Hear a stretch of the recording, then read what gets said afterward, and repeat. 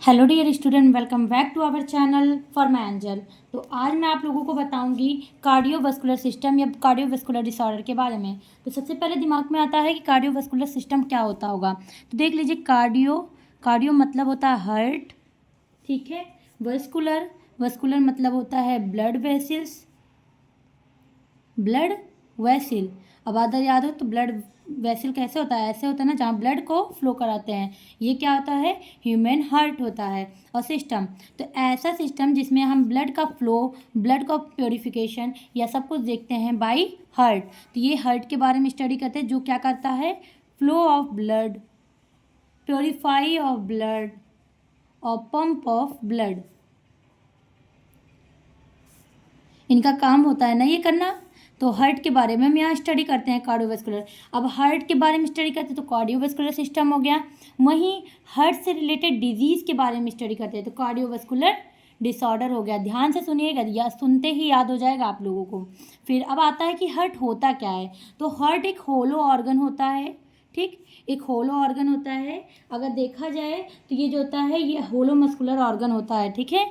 तो और इसका क्या होता है कि ये मेल में 300 ग्राम होता है, वहीं फीमेल में 250 ग्राम होता है। अगर लोकेशन इसका देखेंगे तो थोरेसिस कैविटी के बिटवीन दोनों लंग के बीच में 2/3 पार्ट पे होता है, ठीक, थोड़ा लेफ्ट साइड पे। अब इसके लेयर देखेंगे तो इपिकार्डियम, मायोकार्डियम, इंडोकार्डियम होता है, ठीक है। अब आपको समझ में आया कि हार्ट क्या होता है। अब आता है कि एंटी एंजाइनल ड्रग, जिसमें हमको मेनली कार्डियोवास्कुलर सिस्टम का एंटी एंजाइनल के बारे में पढ़ना था। सबसे पहले देखिए, एंटी एंजाइनल ड्रग किसको छोड़ के सबसे पहले देखते हैं कि एंजाइनल पिक्टोरिस क्या होता है। एंजाइना पिक्टोरिस क्या होता है, इसका इंट्रोडक्शन, मतलब कि ये डिजीज़ क्या होता है, एंजाइनल डिजीज़ क्या होता है। तो दो चीज़ें याद रखिएगा दिमाग में, एक होता है हाइपॉक्सिया, क्या, हाइपॉक्सिया, और एक होता है इस्केमिया। क्या होता है, इस्केमिक, ठीक। इन दो चीज़ों को सुनिए ध्यान से। एंजाइना पेक्टोरिस डिजीज आप यूं ही 2 मिनट में समझ जाएंगे। हाइपॉक्सिया होता है लॉस ऑफ ऑक्सीजन, जब बॉडी में या हार्ट में ऑक्सीजन की कमी हो जाए। वहीं इस्कीमिया क्या होता है, the lack of oxygen as well as nutrients, जब आपके बॉडी में ऑक्सीजन के साथ साथ न्यूट्रिएंट्स की कमी हो जाए।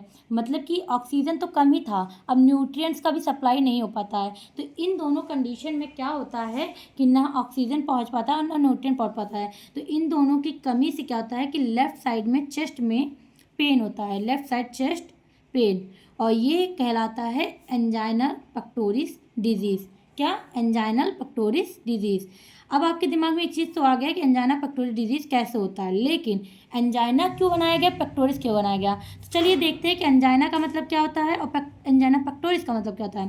तो एंजाइना बहुत साधारण शब्द है, इसका एक आप लीगल डिफिनीशन पढ़ेंगे तो ये ए टाइप ऑफ चेस्ट पेन, एक तरीके का चेस्ट का पेन होना, मतलब कि अगर आपको होगा तो चेस्ट में पेन जरूर होगा।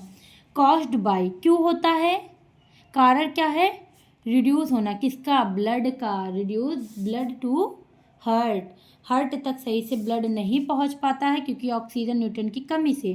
तो उसकी वजह से कोरोनरी आर्टरी डिजीज जो होता है इसे बोलते हैं एंजाइना, ठीक। अब आता है कि एंजाइना पेक्टोरिस क्या होता है। अब आपके दिमाग में आता है ना कि एंजाइना पेक्टोरिस क्या होता है। तो एंजाइना पेक्टोरिस वही होता है जो मैंने अभी आपको बताया है, और कैसे होता है अभी ये भी देखिएगा। इसका अभी एक और डिफिनीशन बताऊंगी मैं आपको। अभी इंट्रोडक्शन तो समझ में आया कि कैसे होता है, अभी ये देखिए। तो एंजाइना पेक्टोरिस कहता है कि इसको ऑल्सो कॉल्ड, अभी मैंने आपको बताया था, इस्केमिया, इस्केमिक चेस्ट पेन, ठीक, चेस्ट पेन, ठीक। क्यों, लो लेवल होने का, किसका लेवल कम होता है, लो लेवल ऑफ ऑक्सीजन और न्यूट्रिएंट, इन दोनों की कमी से होता है। किसमें, सप्लाई इन हार्ट, हार्ट में ऑक्सीजन और न्यूट्रिएंट की कमी हो जाती है, जिसकी वजह से सीवियर, मतलब ज़्यादा तेज़ी से चेस्ट पेन होता है, सीवियर चेस्ट पेन होता है। और लैक ऑफ किसकी, ऑक्सीजन टू हर्ट मसल।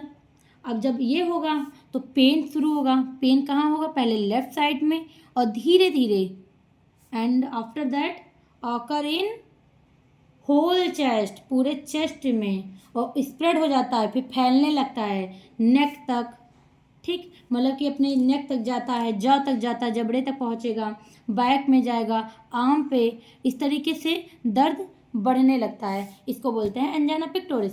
अब आपके दिमाग में एक चीज़ और क्लियरली बता देती हूँ कि वर्क कैसे होता है। अगर आप प्रोसेस सोचिए कि एंजाइना पेक्टोरिस कैसे होता है तो देख लीजिए। एंजाइना पेक्टोरिस कब होता है, जैसे आपके हार्ट का काम क्या होता है, जैसे आपके बॉडी में, आप ध्यान से सुनिएगा, ये है आपका बॉडी का सुपीरियर वेना कावा, इससे जुड़ा रहता है राइट आर्टियम, है ना बेटा, ध्यान से सुनिए, बहुत टफ नहीं है। सुपीरियर वेना कावा से राइट आर्टियम, और उसी से जुड़ा होता है राइट वेंट्रिकल, ये क्या हो गया, राइट आर्टियम, इसके बीच में क्या लगा रहता है, ट्राई कस्पिड वॉल लगा रहता है ना, ये तो आप पढ़े ही होंगे। अब ये राइट आर्टियम और राइट वेंट्रिकल हो गया। राइट वेंट्रिकल से अगर याद हो तो राइट वेंट्रिकल से आपका पल्मोनरी आर्टरी जुड़ा रहता है, जबकि आयोर्टा अपना लेफ्ट आर्टरी से, लेफ्ट वेंट्रिकल से जुड़ा रहता है। अब सुनिए, लेफ्ट वेंट्रिकल से क्या जुड़ा रहता है, ये हो गया लेफ्ट आर्टरी, और लेफ्ट वेंट्रिकल से अपना आयोर्टा जुड़ा रहता है, ये क्या है, आयोर्टा। अब इससे क्या जुड़ा था, पल्मोनरी आर्टरी, पल्मोनरी आर्टरी, और पल्मोनरी वेन किससे जुड़ा रहता है, लेफ्ट आर्टरिया से, ठीक, और ये लेफ्ट वेंट्रिकल है। अब सुनो, राइट वेंट्रिकल से पल्मोनरी आर्टरी जुड़ा है, लेफ्ट वेंट्रिकल से आयोटा जुड़ा है, वहीं राइट आर्ट्रियम से सुपीरियर वेना कावा और इन्फीरियर वेना कावा नीचे होता है, ठीक। अब आता है कि हमारा हार्ट कैसे होता है, ऐसे, ऐसे ही तो होता है। अब थोड़ा सा अलग होता है बाबू, तो हाँ, इतना अच्छा हार्ट मेरा नहीं है तो मैंने ऐसे बनाया है, ये पल्मोनरी वेन है। पल्मोनरी वेन किन से जुड़ा है, लेफ्ट आर्ट्रियम।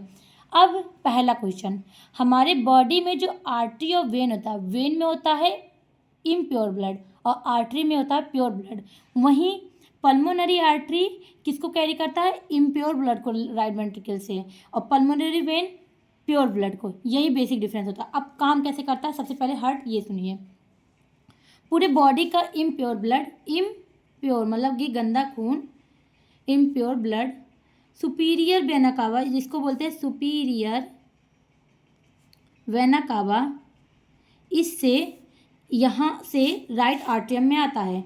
राइट आर्ट्रियम में ट्राइकस्पिड वॉल और लेफ्ट आर्ट्रिया वेंट्रिकल के बीच में बाइकस्पिड वॉल लगा ही लगा रहता है, ठीक। तो राइट आर्ट्रियम से ये राइट वेंट्रिकल को जाता है, जैसे अब यहाँ है तो प्लेट लगा है तो प्लेट तो गिरेगा ही गिरेगा ना, तो राइट आर्ट्रियम से राइट वेंट्रिकल को गया, ये प्लेट गिरा और यहाँ पर पहुँचा, यहाँ से पल्मोनरी आर्टरी को गया, और पल्मोनरी आर्टरी से ये जाता है लंग में। लंग में एक होता है बाबू अल्वियोली, क्या होता है, अल्वियोली।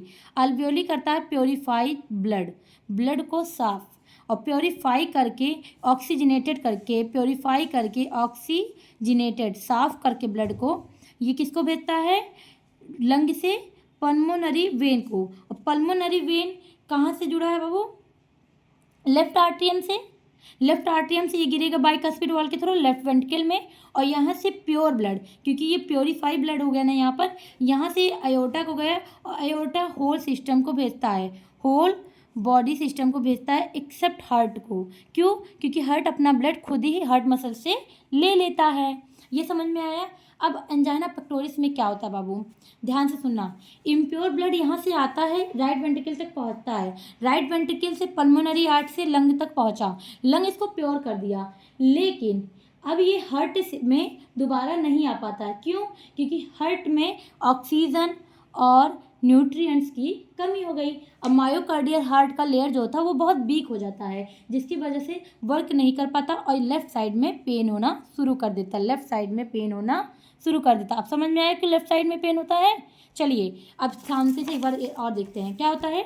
इम्प्योर ब्लड, गंदा खून सुपीरियर वेना कावा के through goes into heart, left artery में पहुंचता है, लेफ्ट आर्टरी से लेफ्ट वेंट्रिकल में, और लेफ्ट वेंट्रिकल से वो कहाँ जाता है, हमारे लंग में, किसकी, पल्मोनरी आर्टरी के थ्रू। और लंग क्या करता है, प्योर द ब्लड, लंग क्या किया, प्योर कर दिया ब्लड को। समझ में आ रहा है ना बाबू, लंग क्या किया, साफ किया। अब ये साफ करने के बाद पल्मोनरी वेन के थ्रू हार्ट में पहुंचाता है।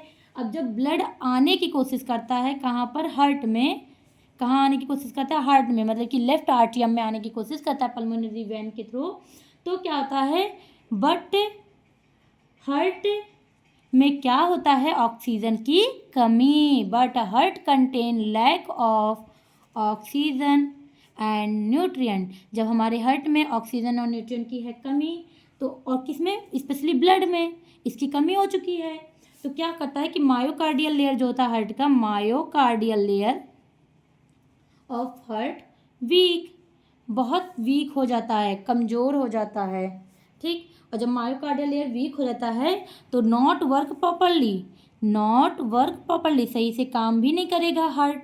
अब जब हार्ट सही से काम नहीं करेगा तो लेफ्ट साइड में पेन होना कॉमन सी बात है, क्योंकि लेफ्ट आर्टरी लेफ्ट वेंट्रिकल में ब्लड तो पहुंच ही नहीं रहा है, तो लेफ्ट साइड में पेन स्टार्ट हो जाता है। अब स्लोली धीरे धीरे मैंने बताया था ना कि ये स्प्रेड होने लगता है पूरी बॉडी के तरफ, तो ये बॉडी के तरफ स्प्रेड होने लगा और उस टाइम पे हमको क्या हो जाता है, कॉज एंजाइना पेक्टोरिस।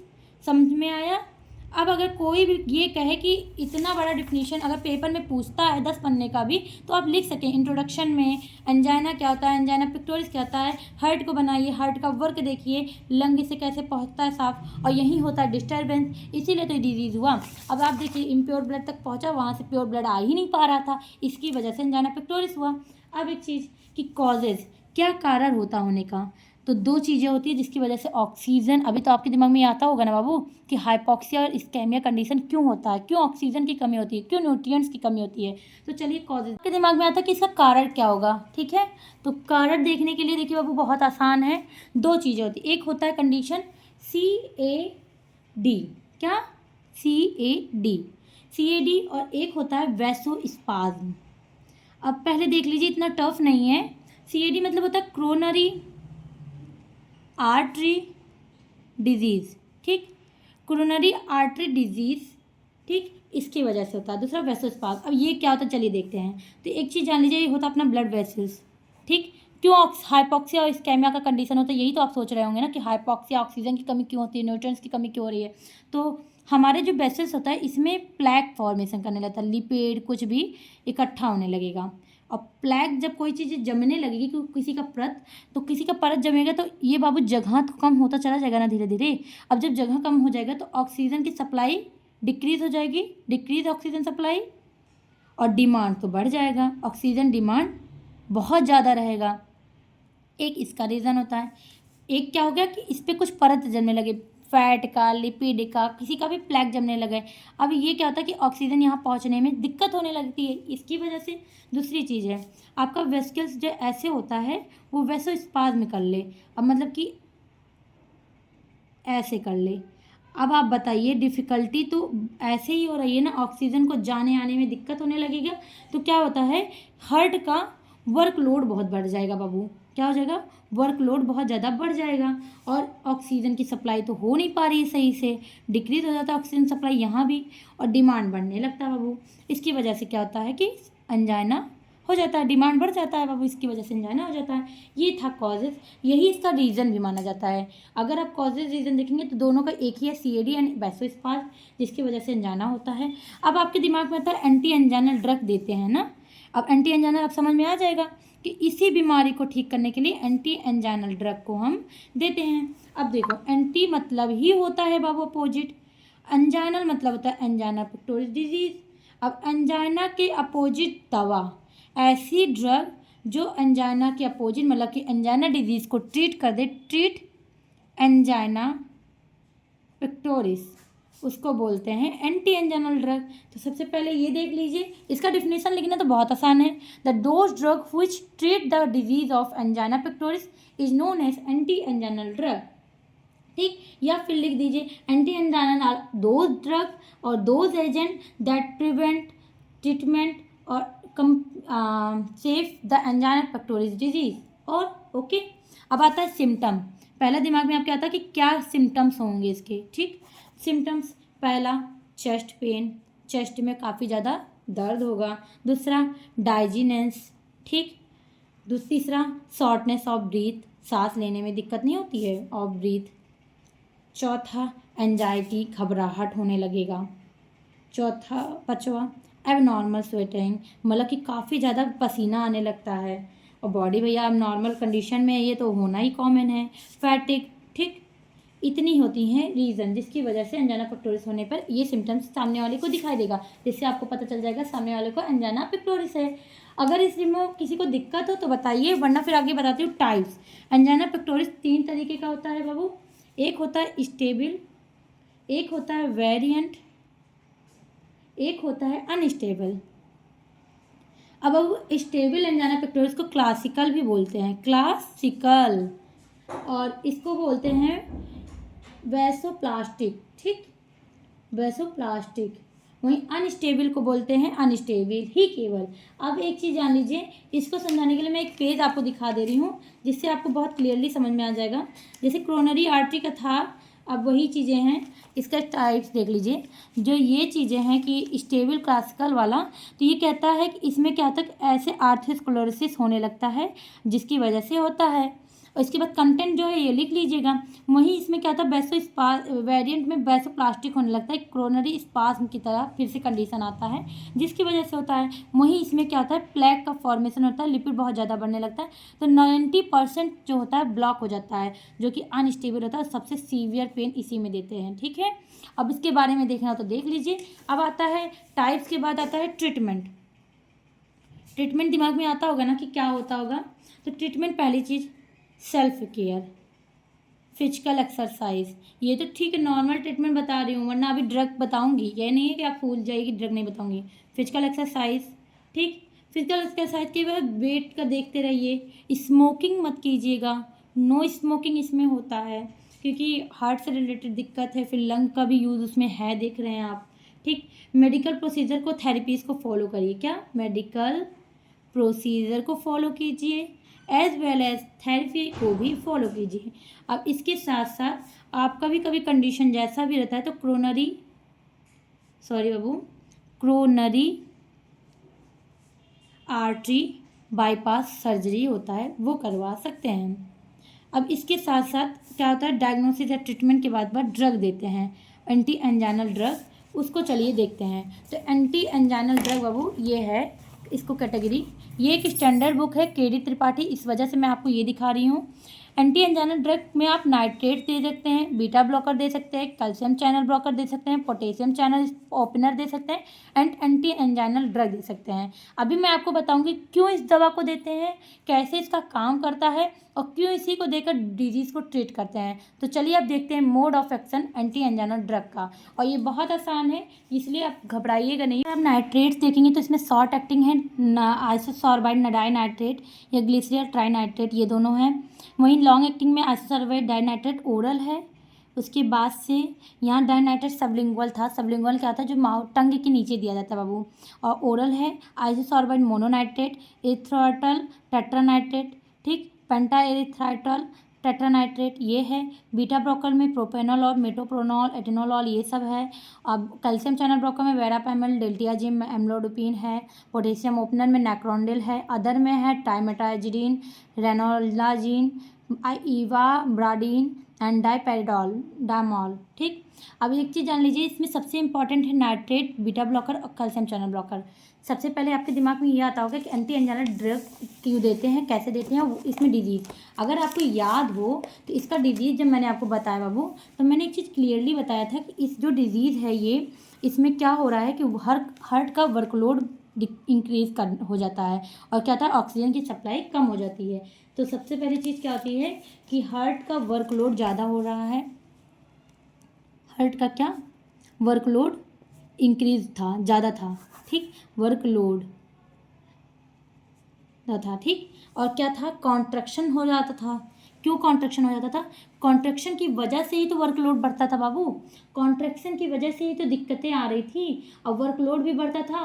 साथ में क्या होता था कि हार्ट उतना अच्छा काम नहीं कर पाता था, हार्ट को ऑक्सीजन की डिक्रीज़ हो जाती थी, ऑक्सीजन डिक्रीज़ हो जाता था सप्लाई, ठीक, यही सब तो दिक्कत थी। और इस कॉन्ट्रैक्शन नहीं हो रहा था, यहाँ पर देखिए सिकुड़ नहीं जा रहा था, जगह कम हो जा रहा था, यहाँ भी कॉन्ट्रैक्शन हो जा रहा था। तो इसी कॉन्ट्रैक्शन पे ही तो काम था सारा चीज़। अब इसी कॉन्ट्रैक्शन को अगर हम ठीक करते हैं, हर जगह जो कॉन्ट्रैक्शन होता है इसको रिलैक्स कर देते हैं, तो सही हो सकता है, कंडीशन है ना। तो जो ड्रग्स हैं सारे इसी पे काम करते हैं कि उसकी वर्कलोड को सही करने हैं। जो वैसोस्पाज्म हो गया था उसको वैसो को डायलेट करते थे, जो स्पाज्म हो गया था, जो कंस्ट्रक्शन हो गया था, इसको क्या करते थे, डायलेशन करते हैं तो ठीक हो जाता है। ये आता है दिमाग में ना। अब चलिए वर्क देखते हैं। अब सबसे पहले हमने क्या बताया था, नाइट्रेट। बाबू नाइट्रेट हो और चाहे कैल्शियम चैनल ब्लॉकर हो, इन दोनों ने एक जैसा काम करना है, ठीक। तो सबसे पहले कैल्शियम चैनल का वर्क देखते हैं क्या होता है, ठीक। कैल्शियम चैनल बाबू 3 तरीके का होता है। अगर बेसिकली आप केवल ये जानना चाहेंगे कि कैल्शियम चैनल कितने का होता है, तो कैल्शियम चैनल जो होता है वो यल टाइप होता है, जो मोस्टली सबसे ज़्यादा सेंसिटिव होता है, सबसे ज़्यादा यूज होता है, और सबसे ज़्यादा पॉजिटिव चार्ज, सबसे ज़्यादा डिपोलराइजेशन के लिए यूज होता है। टी टाइप होता है और यन टाइप। तो मोस्टली हम कौन सा पढ़ते हैं, यल टाइप। आप सुनिए कैल्शियम चैनल वर्क कैसे करता है बाबू। कैल्शियम चैनल वर्क कैसे करता है, क्योंकि कैल्शियम चैनल अगर जान गए आप तो आप दोनों का मोड ऑफ एक्शन, मतलब कि नाइट्रेट्स का भी समझ जाएंगे और कैल्शियम चैनल ब्लॉकर का, क्योंकि दोनों जो होता है आपस में बहुत ज़्यादा मिलते जुलते रहते हैं, इसलिए ये दोनों आराम से आप समझ जाएंगे। तो सबसे पहले आपको केवल नाइट्रेट्स का ही देखना है, उसी से आप दोनों का समझ जाएंगे, ठीक है। तो चलिए नाइट्रेट देखते हैं। तो नाइट्रेट्स अगर आप देखेंगे बाबू तो ये था शॉर्ट एक्टिंग और लॉन्ग एक्टिंग का, आइसोसोर्बाइड डाइनाइट्रेट, ग्लिसरॉल ट्राइनाइट्रेट और कैल्शियम चैनल ब्लॉकर, इन दोनों का मोड ऑफ एक्शन अब एक साथ देखते हैं, ठीक। सबसे पहले देखते हैं कैल्शियम चैनल कैसे काम करता है। तो हमारे बॉडी में होता है एक कैल्शियम चैनल। क्या होता है, कैल्शियम चैनल। अब क्या होता है कि हमारे बॉडी से कैल्शियम आता है इंट्रासेलुलर फ्लूइड में, कहाँ आता है, आईसीएफ में। कैल्शियम इंटर करता है आईसीएफ में, ठीक। वो जाता है और उसके अंदर एक होता है ट्रोपोनोइक सेल, ठीक। वो ट्रोपोनोइक सेल से जाता है और बाइंड करता है। बाइंड किया ये कैल्शियम, यहाँ पर ये क्या गया, कैल्शियम बाइंड किया, और ट्रोपोनोइक सेल से कैल्शियम गया बाबू, ध्यान से सुनिएगा, बहुत ज़्यादा टफ नहीं है। कैल्शियम गया और किससे बाइंड करता है, ट्रोपोनोइक सेल से, ट्रोपोनोइक सेल से।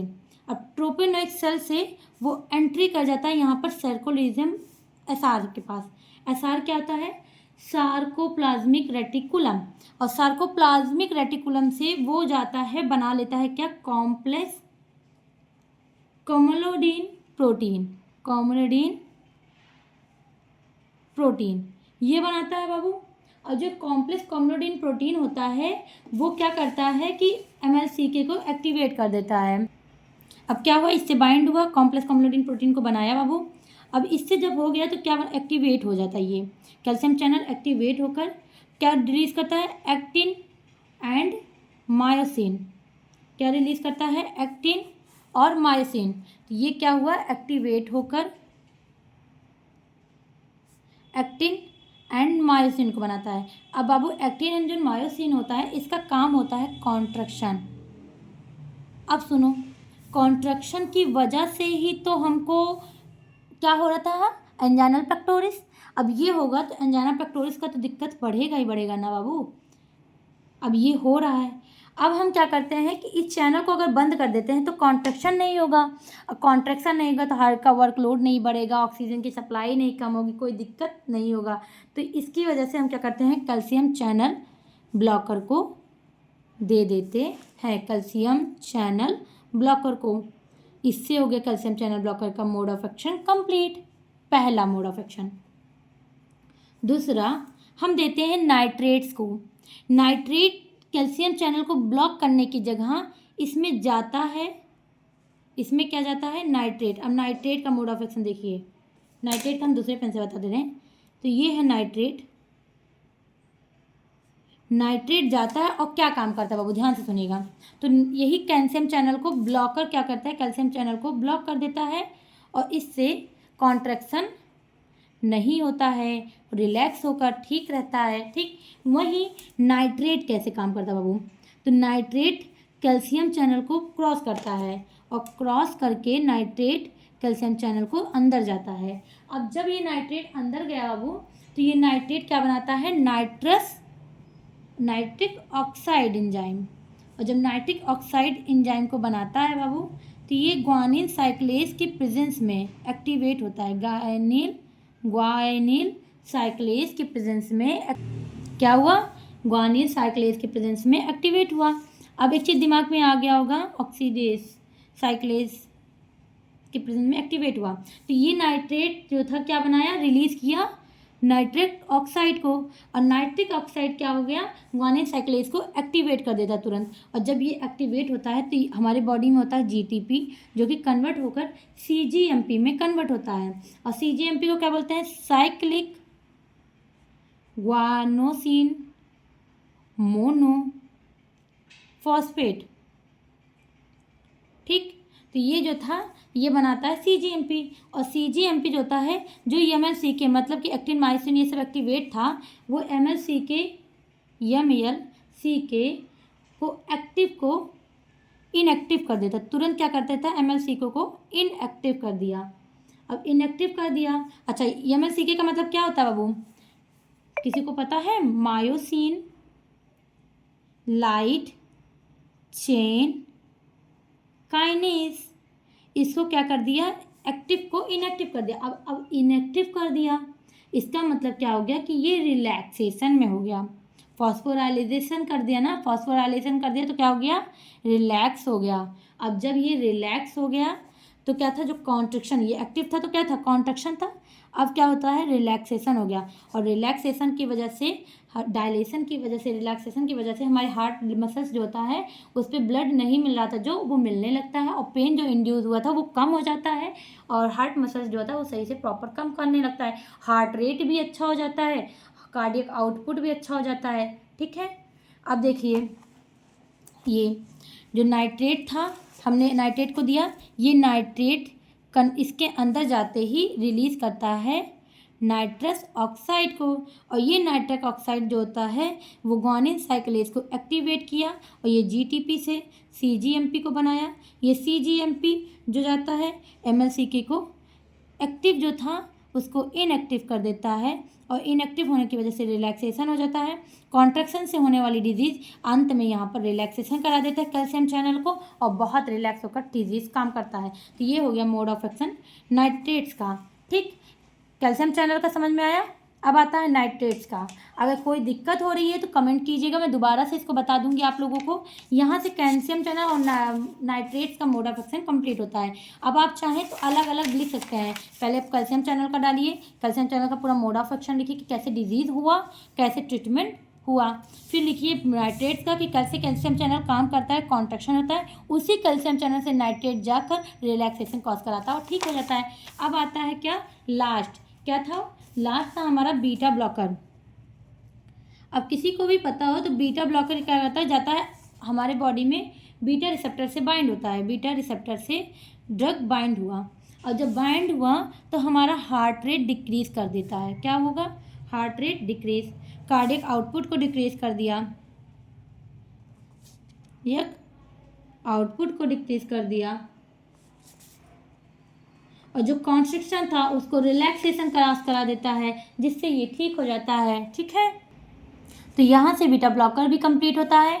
किसी को कोई दिक्कत हो तो पूछ लीजिएगा, बाकी ड्रग क्लासिफिकेशन याद कर लीजिए, उसके मोड ऑफ एक्शन सारी चीज़ें अच्छे से तैयार कर लीजिए। बाकी यहाँ से एंजाइना पेक्टोरिस कंप्लीट होता है। बाकी बचते हैं स्ट्रक्चर और मोड ऑफ एक्शन, तो सारे आपको कम कैटेगरी वाइज सबको समझ में आ गया कि कैल्शियम कैसे काम करेगा, नाइट्रेट्स कैसे काम करेगा।